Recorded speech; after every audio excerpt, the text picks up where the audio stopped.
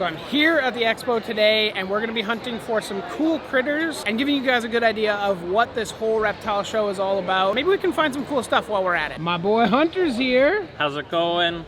Hunter with Echo's Geckos. Look at the camera, you punk. Hunter with Echo's Geckos. Captive bred Europlatus Sakura. Super amazing animals. A little harder to keep than like a crested gecko, but if you just apply some little advances in care, they're make super rewarding pets. Definitely not like handleable, kind of a hypocrite as I'm holding her. Yeah, they make great pets. They're super awesome. Come from Madagascar, eastern side, northeastern, strictly insect eaters. They get about 6 inches, 7 inches. The Semeti, which was thought to be a subspecies of Sakura, get a little bit bigger. And the thing with Sakura and Semeti is they're only separated by elevation. So Sakura come from the higher mountain, Semeti are from the lower. People say that you can like tell the species from the buccal membrane. The Sakura are black, Semeti are pink. But there's actually been some Sakura with pink buccal membranes. Really? So, yep, legit pure Sakura. All right, thanks, Hunter. No problem. This is your first show, right? First show. Let's go. Nervous, Hopefully but this table is empty. We're gonna try. There is typically quite a decent amount of selection at these expos. One of the tables with the most selection here is tails and scales. We found some pretty cool individuals here. Look at this beautiful Stenodactylus.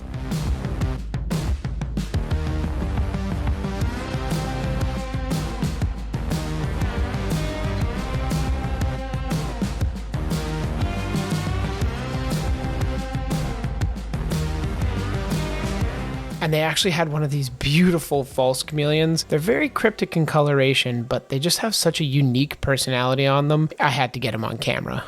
Now I have to go check out one of my good friend Ashley's booth. You guys see her in pretty much every expo video because she always has the best animals of the entire expo at her table. Let's take a look at those, and then we're going to talk to her a little bit about the ReptiBites.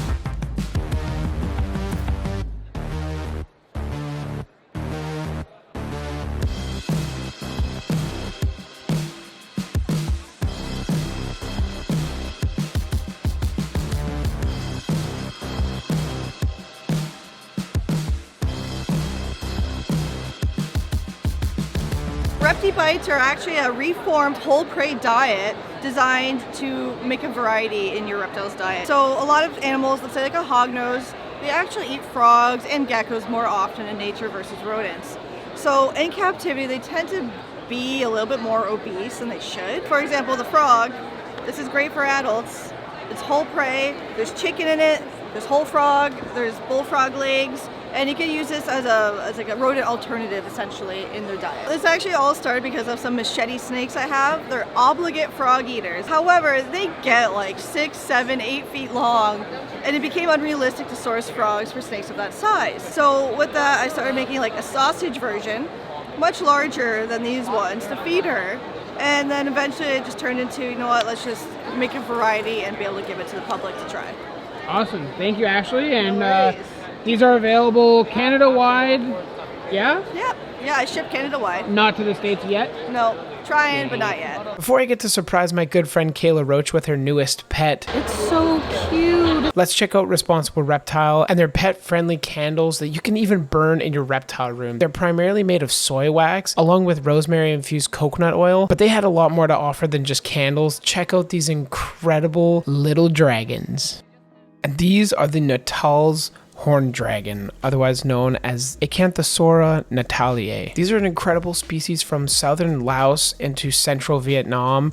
there's not all that much information out there unless you dig into the scientific literature. A lot of the time these guys are field collected, meaning they're brought in from the wild to your distributors and then sent to you. Many times they don't thrive. However, these captive dragons offer an incredible opportunity to have a wickedly cool display lizard in your room.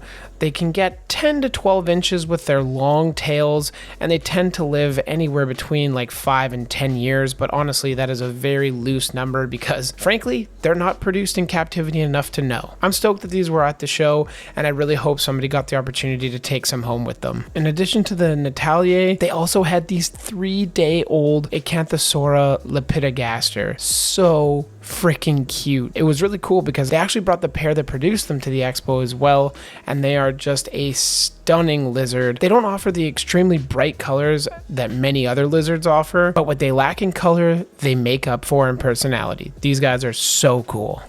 And now it is time to surprise one of my good friends, Kayla Roach, with her brand new Tachyndromus. One of my favorite moments is seeing the excitement on everyone's face when they get their newest animal, and Kayla did not let that down. Oh my god, Tacky! Thanks. It bonded with me. He's really sad about It bonded with me. I'm gonna give it therapy and counseling. It's so cute. It's really miniature. I would take good care of your little Tacky. I know. That's why he's going to you. Yeah. Hunter, my boy, how was it? First expo in the books. Had a lot of fun. Yeah. Sold a lot of stuff. It was good stuff. I It was will be good back. stuff. I'm proud friend. Proud friend right here. Yes, sir. Anyways, that's gonna do it for the expo. There wasn't a lot of filming to be had. There wasn't much here. And one quick outfit change later. We're back from the expo. We actually ended up getting back from Foddy's place at like 1 a.m. So this is the next day. A little break in the fourth wall for you. I was gonna show you guys exactly what we got because reptile expos aren't just good for getting reptiles. At this point, we just go to hang out with friends and to buy a whole lot of plants. So let's see what we got. These are just egg incubation containers, similar to like a sim container method, just basically a suspended medium type container. These will fit eggs from these dudes perfectly because while that is the male, the female has been doing some digging. She'll be passing on some eggs and we'll be ready for them, testing out these new ones. The other ones that are available in the market that are kind of similar like this actually aren't big enough to fit Chihuahua eggs, so these should be right on point. Next up, we got a bag of plants because I'm actually trading these plants for the massive El Choco Red. My good friend has a large greenhouse and he's gonna stick it on a pole just to see how big the leaves can actually get. I'm really excited to see that. It should be pretty cool. You can just tell that this thing's taking over this vivarium and that needs to change. We got a few things from my good friend Phil over at the Green Oasis. We got some bags of live oak, and we also got this huge, beautiful Sonorilla. I actually had one of these before, and it was in that smaller tank there, but it just didn't have enough substrate to root in, so it died. So here we are, back again, buying more, because what is the terrarium hobby except forgetting all your plants down there and letting them die, right? Right. Another thing from Phil, I actually got some cacao seeds. There are some that are perfectly kind of ripe, I guess. They're fresh straight from the pod, and there's also some dried ones in here. I'd really like to just start a cacao tree and just see how it goes. I don't think I'll get any cocoa out of it, but why not, right? And the last thing I got from Phil is also some jackfruit leaves. He ended up just tossing this in for me, which was very nice of him. Having just the different kinds of leaf litter makes your tank look a little bit more natural. In the jungle, obviously, there's not only one kind of leaf, so mixing it up a little can be kind of nice. And before we get to all the plants, Bree actually ended up getting a really cool blue racer shirt from Reptilia. And the last bit of the haul all came from my good friend Mark at Understory Enterprises, one of the founders of the Dart Frog hobby, starting off strong with a no ID Central Peruvian fern. He said this thing will get, I don't know, about like this big, kind of fill in the circle there, but it'll get a decent size, so it'll take up a nice chunk of one of these style tanks. I'm really excited to see that. This one actually Bree got for her tank upstairs. This is the Philodendron Parellianum, dark side. I did actually have that same plant growing in this tank here. It is still kind of there, which I guess is nice, but it's seen some better days, unfortunately. This tank is doing really well. If you guys do want to see a video on how I kind of redid this tank, I will leave it up in the cards above. And of course, a filmy fern. This thing is gorgeous. If you guys want the actual species, you can just pause the video and see it there. But these thrive in kind of lower light, cooler temperature areas. So Bree has a perfect spot for this in her terrarium upstairs. I love filmy ferns. I guess we'll see how it does in Bree's tank, but I mean, even just that lush carpet of moss there looks insane. So definitely a solid pickup. So this is a Melastomaceae from Ecuador. You get a really nice jungle vibe when you have a bunch of different kinds of green in the tank rather than just, you know, one or two plants. So I really like the look of this. It's got a really nice velvety texture to it, and the petioles are very, very furry. So I love this plant, and I'm very happy I finally have it. We got a beautiful Pecluma follicula Peru. These kind of look like one of those like ancient ferns that you see in Jurassic Park. So I'm really excited to get this growing in one of the tanks. I don't think I'm going to put it in the, you know, kind of duplicate version of this. I actually have another tank that's identical size of that, and I think I might try and put it in there. And last, but certainly not least, we actually have a mature, as you can see by those spore pods, I guess. I don't know what a better word to call them is. This is an Elaphoglossum peltatum. It's doing fantastic. Again, a beautiful lush carpet of moss on it, and I'm really excited to get this in the new build. So after blowing up the reptile room here, we have gone through and shown you guys all the pickups that we got. Oh, I did actually miss one.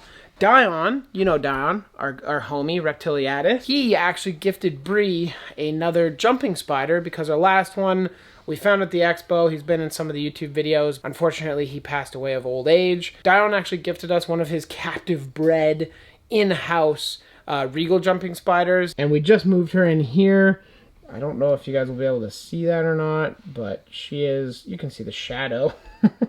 She is just chilling right there. That is going to do it for me today. I hope you guys enjoyed the video. If you did, make sure you click that like button. If you have any questions, comments, concerns, leave it in the comment section down below. And of course, click the subscribe button if you want more Reptile Expo videos. Unfortunately, the next one isn't till September. That will be a CRBE video, so that will be the largest reptile expo in all of Canada, and I'm very excited for that. We'll be vending it. We'll have tons of hog noses because we have 40 eggs in the incubator, and yeah, it's going to be a crazy wild ride. So we'll catch you in the next one. Colombia coming soon, I promise. This video was a surprise. I didn't really realize I was going to be filming at this expo, but I did anyway, so bye.